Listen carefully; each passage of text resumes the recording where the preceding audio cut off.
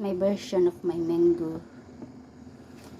Ayan, mango with some lemon, slice of lemon, yogurt, 2 tablespoons of yogurt, a dash of this teaspoon of salt, and 1 tablespoon of apple cider vinegar.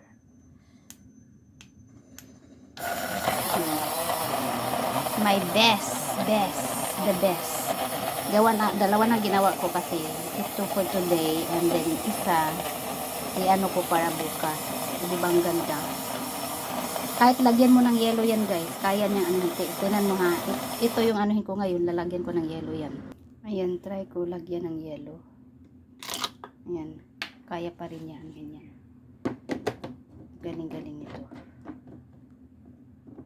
Kaya pa rin niya yan.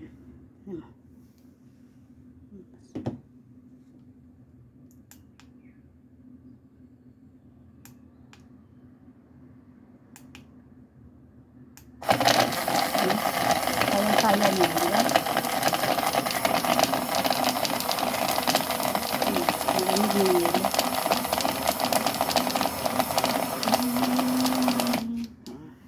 Diba? Galing. Galing. Tapos bukas ano ko siya, lagyan ko ng yelo bukas. Ito lang lalagyan ko ng yelo kasi ito lalagyan ko ng yan, di ba very smooth to?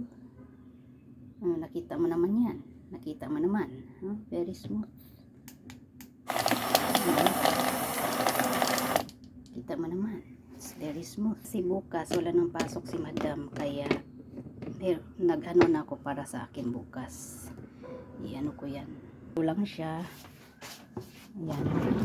Tapos, lagyan ko na lang ng yelo na hindi crush. Lagay ko lang dyan. Itin natin. Very smooth yung talaga yan. Tapos, glass pa yan. Glass ito. Glass. Maganda. Nakita mo naman. It's very smooth. You know? It's very smooth. Ngayon natin, diba? Water lang lagay ko kasi hindi ako masyadong tolerable hindi ako nakakatolerate masyado sa milk. Kaya, water, yogurt, lemon, slice of lemon, salt, yun, vinegar. Kasi itong mangga, matamis naman yan. Kaya, masarap yan. So, what's yours? Kaya yan, masarap na. Very smooth. Ayun. Refreshing. Please watch. Thank you so much. Off natin.